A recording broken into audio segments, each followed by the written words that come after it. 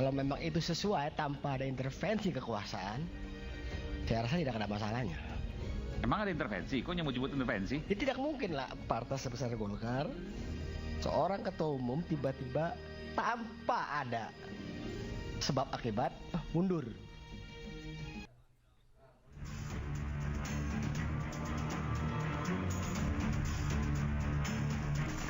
Tenggat waktu 4 Agustus itu sudah lewat, maka pimpinan kami berkomunikasi dengan pimpinan partai politik lainnya termasuk dengan Koalisi Indonesia Maju. Tidak ada deadline atau tenggat waktu yang dilewati.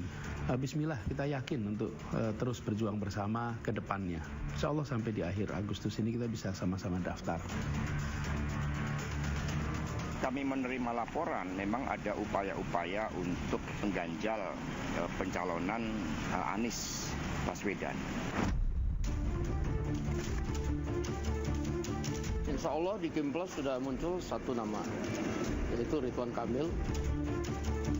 Atas petunjuk Tuhan Yang Maha Besar, maka dengan ini saya menyatakan pengunduran diri sebagai Ketua Umum DPP Partai Golkar.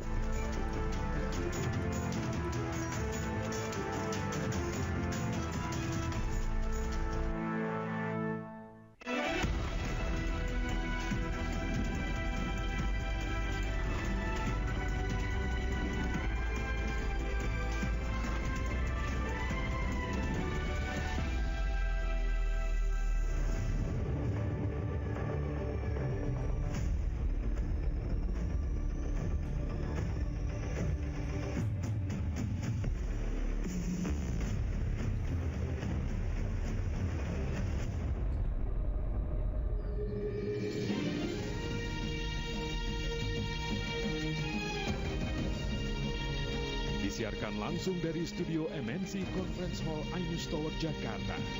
Inilah Rakyat Bersuara bersama Aiman Wicaksono.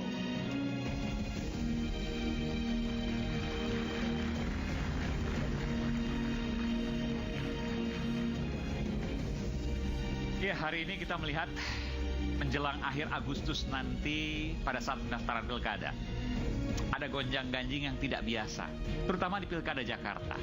Ada kotak kosong yang menghantui, ada yang percaya penampakannya, ada pula yang menafikan tak percaya padanya. Benarkah pilkada Jakarta hanya akan ada satu saja calon utama karena ada sesuatu di dalamnya? Belum lagi soal gonjang-ganjing Partai Golkar yang hari ini sejak hari Minggu kemarin kita lihat bersama-sama. Adakah benang merah dari ini semua? Apa yang terjadi? Bagaimana prediksinya ke depan? Saya Aiman Wicaksono. Inilah Rakyat Bersuara.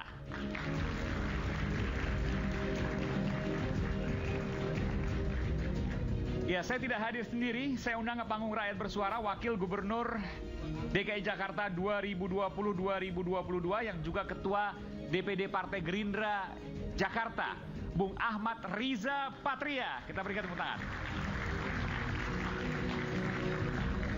Bung Ariza, apa kabar? Terima kasih. Luar biasa. Jadi sebelah kiri, mohon maaf. Oke. Ya. Saya tanya dulu Bung Ariza. Jadi jadi sudah siap Kim Plus borong semua partai? Ya enggak ada niat untuk memborong semua partai. Enggak, soalnya begini, saya tanya dulu. Kan PKB hari ini harusnya datang nih Bung Saiful Huda. Tapi rupanya sudah ada deal khusus dengan Partai Gerindra dan Kim Plus untuk kemudian mengusung Ridwan Kamil. Betul demikian nggak? Ini saya konfirmasi. Ya, kalau kami kan memang sejak awal Gerindra Pak Ridwan Kamil bersama Golkar. PKB sekarang sudah gabung? Ya, kalau memang sudah bergabung, alhamdulillah. Oh, belum pasti kan, berarti? Belum. Nanti pasti. Biar secara resmi disampaikan. Kan DPW PKB justru mengumumkan Mas Anies sebelumnya. Sampai hari ini kan belum diralat. Nggak, soalnya sekarang nggak datang. Jadi saya pikir jangan-jangan ada sesuatu. Jadi berubah. Kan politik nih hitungan menit, hitungan detik berubah. Oh iya, memang berubah. Golkar aja berubah sekarang. Jadi politik itu biasa berubah. Oke. Jadi apa yang terjadi nanti? Kotak kosong, saya tanya. Kotak kosong percaya nggak sama kotak kosong di Jakarta? Ya, kalau kita lihat sejarah pilkada dari sejak pertama, setiap pilkada itu bertambah terus. Lebih dekat lagi, Pak. Setiap pilkada jumlah kota kosong bertambah terus. Kalau untuk Jakarta kan Ketua DPD Gerindra Jakarta nih, percaya nggak bahwa ada kota kosong di Pilkada Jakarta 2024? Kalau dalam politik ini nggak ada yang nggak mungkin. Semuanya mungkin. Dulu berbondong-bondong dukung Pak Jokowi. Sekarang berbondong-bondong dukung Pak Prabowo. Ya begitulah politik kan. Baik, kita berikan tangan Bung Ariza Patria. Baik. Selanjutnya, politisi muda Partai Golkar, Bung Riko Lesiangi. Mana Bung Riko? Oh, Bung Riko. Wah, hampir lompat seperti Bung Rocky Gerung. Silakan. Jadi, saya mau tanya dulu nih. Ini Golkar ada gonjang-ganjing tiba-tiba, belum pernah dalam sejarah seingat saya ya, ketua umumnya mengundurkan diri. Ada apa? Kalau mundurkan diri itu kan tergantung, yang pertama personal dulu. Oke. Ya kan? Yang kedua secara konstitusi partai. Ya. Kalau memang itu sesuai tanpa ada intervensi kekuasaan, saya rasa tidak ada masalahnya. Emang ada intervensi? Kok nyebut-nyebut intervensi? Ya tidak mungkin lah partai sebesar Golkar, seorang ketua umum tiba-tiba tanpa ada sebab akibat mundur. Ada sesuatu kan? Sesuatu itu apa? Ya, tekanan pasti. Tekanan? Siapa yang tekan? Ya kekuasaan. Kekuasaan siapa ini? Saat ini kan berkuasa siapa kalau bukan selain Jokowi? Waduh, ini tudingan loh. Bukan dituding, orang. Ini belum apa-apa udah panas nih. Opini masyarakat. Hah? Karena seperti. Enggak, tapi gini, ini bahaya juga. Jangan menuding tanpa ada bukti. Punya bukti nggak? Nanti dilaporin. Ya melaporkan silakan aja kan, Mbak.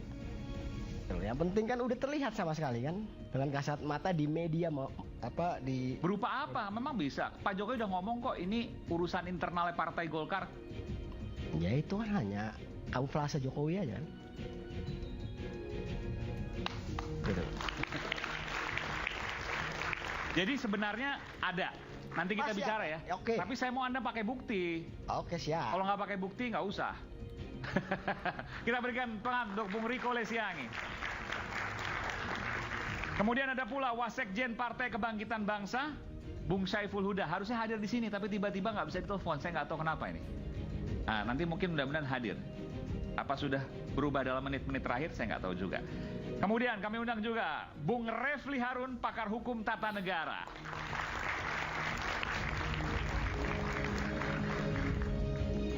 Bung Refli waktu itu sempat mengatakan, sampai kapan rakyat bersuara ini? Alhamdulillah sampai hari ini sudah 6 bulan, hampir 6 bulan. Duduk atau berdiri? Silakan duduk. Duduk. Ada terus Bung Refli, mungkin berkat doa Bung Refli. Alhamdulillahirrabbilalamin. Walaupun cuaca politik kurang baik ya, tapi kita tetap alhamdulillah ya. Kalau di mata Bung Refli cuaca politik kurang baik terus. Padahal sebenarnya nggak seburuk-buruk itu amat juga Bung Refli. Buruk lah, kalau kita mengatakan tidak buruk, kelewatan. Oke. Saya mengatakan kalau buruk itu masih bagus, ini sangat buruk menurut saya. Tapi kalau rakyat bersuara masih bisa mengundang Bung Refli, artinya nggak buruk-buruk amat, nggak? Setuju nggak? Masih bisa mengundang Bung Rocky Gerung. Itu kan sepanjang. Kalau rakyat bersuara udah nggak bisa mengundang Bung Refli dan Bung Rocky Gerung baru. Kalau sudah terganggu, kita di blacklist nanti. Dan nyatanya tidak, sudah berbulan-bulan. Alhamdulillahirabbil alamin. Baik, terima kasih, itulah tepuk tangan juga untuk iNews. Baik, dan selanjutnya kita hadirkan aktivis dan juga kritikus politik Bung Faisal Assegaf.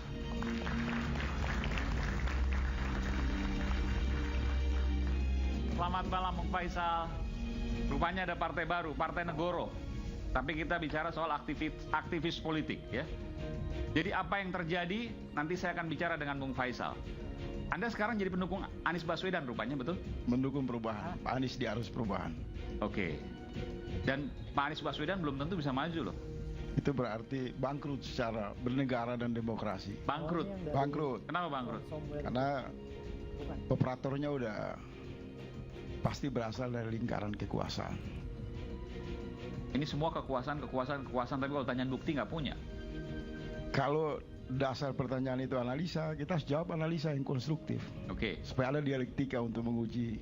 Apa analisanya? Hampir merujuk kepada akal sehat dan pandangan-pandangan orang kritis. Anies itu bukan untuk kali ini. digital pada pilkada sebelumnya, pada pilpres, dan hari ini kan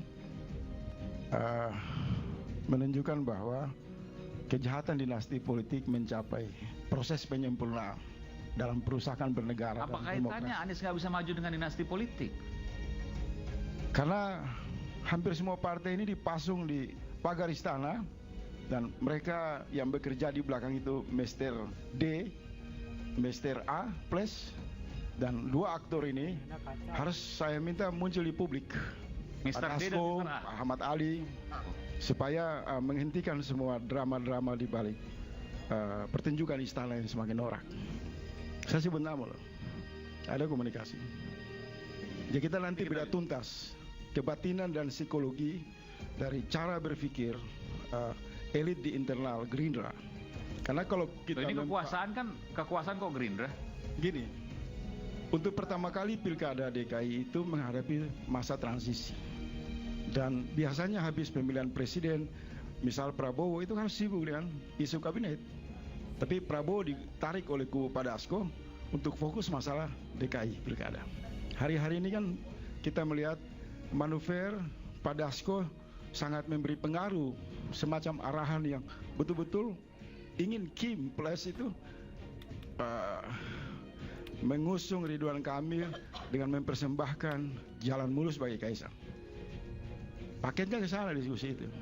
Itu hak Pak Dasko. Oke, itu kan analisa, tapi nanti apakah bisa dibuktikan tidak belum tentu. Kita lihat analisa. Nanti kita bicara soal itu. Karena jangan-jangan itu cuma fitnah saja. Ya, saya harus katakan itu karena harus ada buktinya.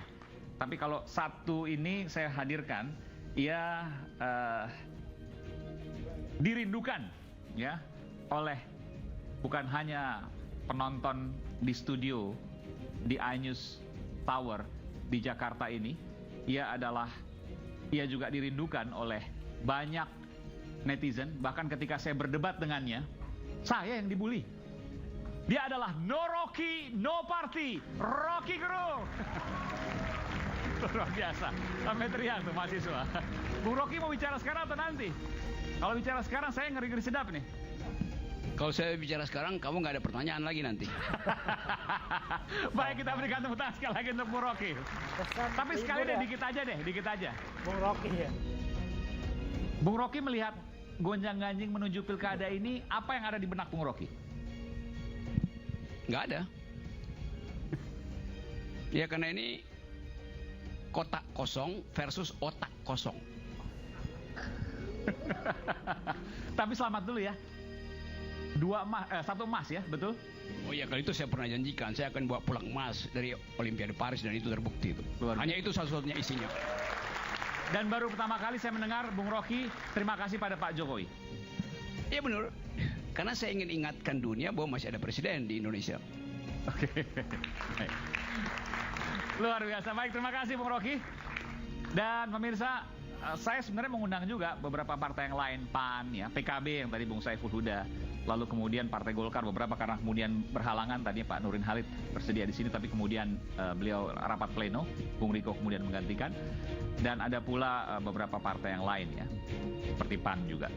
Tapi PKS juga kami undang, cuma mereka berhalangan hadir. Bahkan PKS agak sulit untuk kemudian kita ajak hari ini untuk hadir di Rakyat Bersuara. Tapi inilah Rakyat Bersuara, di mana rakyat bisa dan bebas untuk bersuara.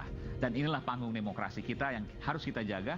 Dan inilah kemudian apa yang kita yakini bisa memperbaiki negara ini lewat suara-suara yang berbekal dari kebebasan, tapi bertanggung jawab, bukan kayak yang dulu kan. Tapi intinya adalah bagaimana kemudian kita bisa menyampaikan sesuatu itu dengan data, fakta, dan logika. Kita simak informasi berikut ini. Pilkada Jakarta menjadi sorotan berjuta pasang mata. Anies Baswedan yang sejak jauh hari menyatakan siap berlaga untuk kali kedua di Pilkada Jakarta, kini tersandung ketidakpastian dukungan. Juru bicara PKS Muhammad Khalid menyatakan tenggat waktu 40 hari mengusung pasangan Anies Sohibul Iman telah berakhir pada 4 Agustus lalu. Hingga saat itu, PKS belum mendapat partner koalisi untuk Pilkada Jakarta, sehingga membuka opsi bergabung dengan Koalisi Indonesia Maju. Waktu 4 Agustus itu sudah lewat, maka opsi kedua inilah yang ingin kita kaji, kita bahas, dan kita perdalam. Itulah kemudian pimpinan kami berkomunikasi dengan pimpinan partai politik lainnya, termasuk dengan Koalisi Indonesia Maju. Besok. Anies membantah ada tenggat waktu 40 hari dari PKS untuk mencari partner koalisi. Saya tetap berjuang bersama dan tidak ada deadline atau tenggat waktu yang dilewati. Ini perlu saya sampaikan juga agar teman-teman PKS di Jakarta itu tahu dan bismillah kita yakin untuk terus berjuang bersama ke depannya. Insya Allah sampai di akhir Agustus ini kita bisa sama-sama daftar. Sementara Koalisi Indonesia Maju menyatakan sepakat mengusung Ridwan Kamil di Pilgub Jakarta. Insya Allah di Kimplos sudah muncul satu nama, yaitu Ridwan Kamil untuk Pilkada DKI Jakarta. Untuk Polsek apa itu? Wakilnya masih dibicarakan atau gimana? Untuk wakilnya nanti mungkin sehari 2 hari kita akan sampaikan ke media. Sekjen PDI Perjuangan Hasto Kristianto mengaku mendapat laporan terkait upaya penjagalan Anies Baswedan di Pilgub Jakarta 2024. Kami menerima laporan memang ada upaya-upaya untuk mengganjal pencalonan Anies Baswedan, dan siapapun yang oleh proses yang seharusnya demokratis, tetapi ketika ada upaya-upaya untuk mengganjal calon-calon tertentu, itu kehidupan demokrasi kita tidak sehat. Di tengah hiruk-pikuk pilkada, secara tiba-tiba Erlangga Hartarto mundur dari kursi Ketua Umum Partai Golkar. Maka dengan mengucapkan Bismillahirrohmanirrohim serta atas petunjuk Tuhan yang Maha Besar, maka dengan ini saya menyatakan pengunduran diri sebagai Ketua Umum DPP Partai Golkar. Ada apa dengan Erlangga? Dan jika benar Anies terganjal, mungkinkah Pilkada Jakarta akan melawan kota kosong? Nunggu lupa. Dan kita akan coba untuk melihat dulu bagaimana kemudian situasi di rapat pleno Golkar. Coba nanti kita akan lihat ya. Tapi kalau memang belum siap nggak apa. Nanti kita akan lihat bagaimana kemudian proses di sana. Saya ke Bung Refli dulu. Bung Refli, Anda setuju bahwa ada penjagalan terhadap Anies Baswedan? Setuju. Setuju. Kan jawabannya setuju dan tidak setuju. Oke, nggak apa-apa. Setuju. Apalagi. Oke. Buktinya. Buktinya. Oke. Nah, sebelum buktinya, saya mau mengucapkan juga selamat kepada Bung Rocky Gerung ya. Oke. Yang sudah membawa medali emas. Luar biasa. Dan memang, tapi hati-hati tuh, panjat tebing itu kelihatan seperti baliho. Karena yang paling berat itu adalah panjat baliho menjadi panjat sosial nantinya. Untung yang dimenangkan panjat tebing ya. Dan saya kira bagi netizen, terutama yang hatersnya Rocky, inilah satu-satunya prestasi hidup Rocky Gerung. Jangan-jangan gitu ya. Sekali lagi selamat ya. Walaupun kita babak belur di bulu tangkis, ternyata kita masih bisa dapat emas di panjat tebing. Tapi dibilang sport climbing gitu ya. Nggak ada tebingnya. Iya, kalau tebing itu tebing alam, jadi disebut sport climbing gitu. Dan ya panjat tebing itu. Tapi saya mau tanya, Bung Rocky sebagai apa di situ? Saya official, saya pengurus Federasi Panjat Tebing Indonesia. Oke. Jadi saya bawa atlet ke Paris dan atletnya itu bawain medali buat Pak Jokowi. Jadi organisasi beliau ini ketuanya Yeni Wahid. Pembinanya Kaisang. Oke. Jadi Anda ternyata luar biasa ya. Walaupun Anda mengkritik, tapi Anda punya hubungan yang sangat dekat. Enggak, saya udah biasa menang, gak ada soal. Oke, kita balik lagi. Gimana pertanyaannya? Buktinya ya? Buktinya, oke. Dari mana Anies diganjal? Atau jangan-jangan hanya perasaan aja? Ini, dari awal saya mengatakan yang namanya threshold itu baik di pilkada maupun di pilpres, itu kalau pakai bahasa Bung Rocky, alat tukar tambah satu. Yang kedua, alat menjegal.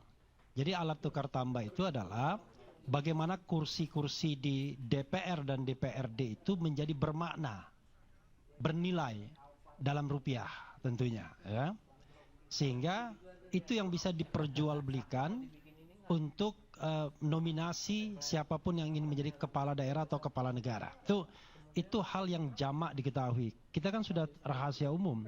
1 kursi berapa dan lain sebagainya, itu satu. Yang kedua adalah kalau pembicaraan mengenai rupiah itu tidak menjadi persoalan lagi, maka menjadi alat menjegal, terutama menjegal calon-calon yang tidak diinginkan, yang kalau dia berkompetisi dia akan menang.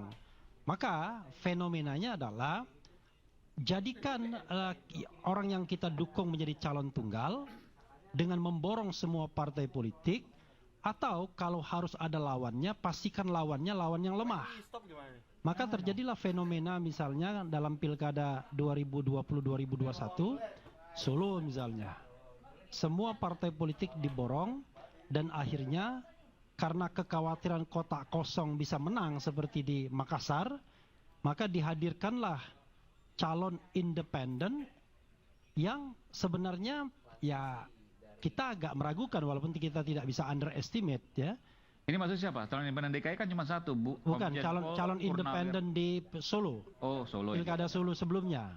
Yang mohon maaf ya, satu tukang jahit, satunya wakil ketua RT menjadi calon independen melawan Gibran, dan Gibran menang dengan 80%. Kemudian di Medan sama, Bobi Nasution itu memborong semua partai politik, tetapi fortunately masih ada yang pada waktu itu tidak mau bergabung, yaitu Partai Demokrat dan Partai PKS. Karena pada waktu itu PKS dan Demokrat masih berada di luar pemerintahan. Maka kemudian bertanding dan kita tahu bahwa Bobi pun menang karena memang semua kekuatan sudah dikumpulkan.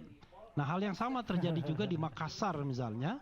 Semua kekuatan dikumpulkan juga dan lawan kotak kosong. Tapi unfortunately kotak kosongnya yang menang. Ya, walaupun calon ini di-backup juga oleh kekuasaan. Di Jakarta juga demikian.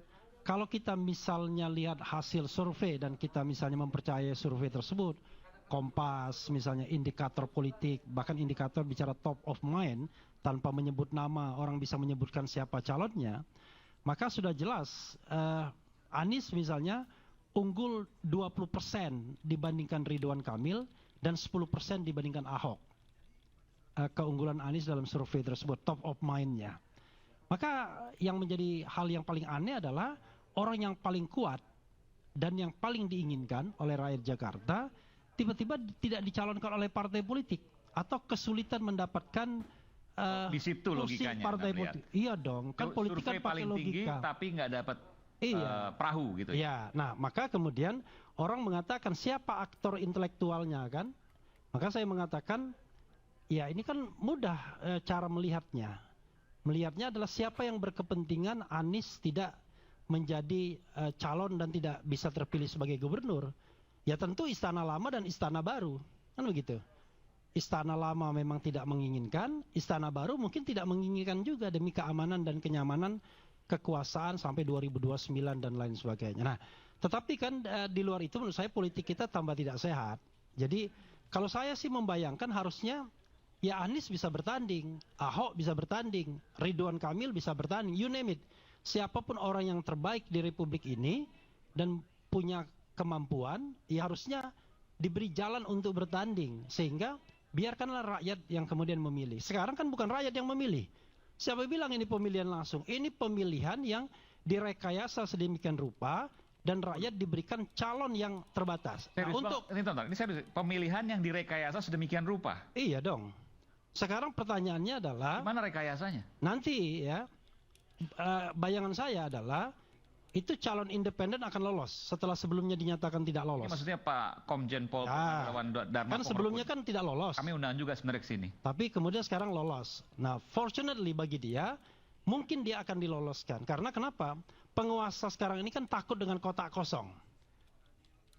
Heran kan? Kok takut dengan kotak kosong kalau elektabilitasnya tinggi? Tidak. Karena tadi dia menyingkirkan orang yang populer, maka terjadilah fenomena misalnya di Makassar. Orang yang paling populer itu disingkirkan dengan rekayasa tertentu, padahal dia incumbent pada waktu itu, dan kemudian calon tunggalnya kalah dengan kotak kosong. Di Solo, rupanya pelajaran itu memberikan sebuah insight, jangan lawan kota kosong. Ada calon independen.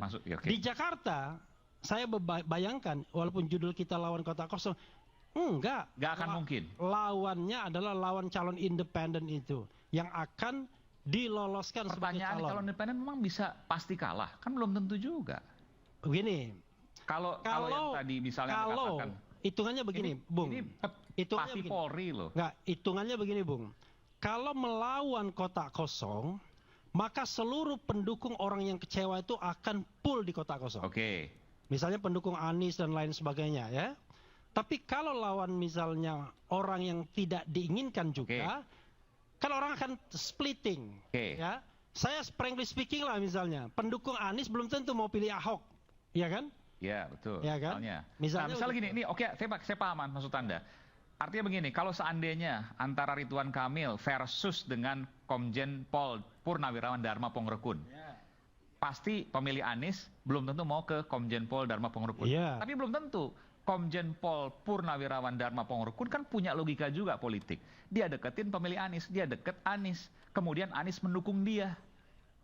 Akan berubah konstelasi politik. Ini susah bener nih, saya harus dipaksa untuk ngomong di depan misalnya. Nanti kita akan kembali saat lagi, kita akan kembali ke rakyat bersuara nanti.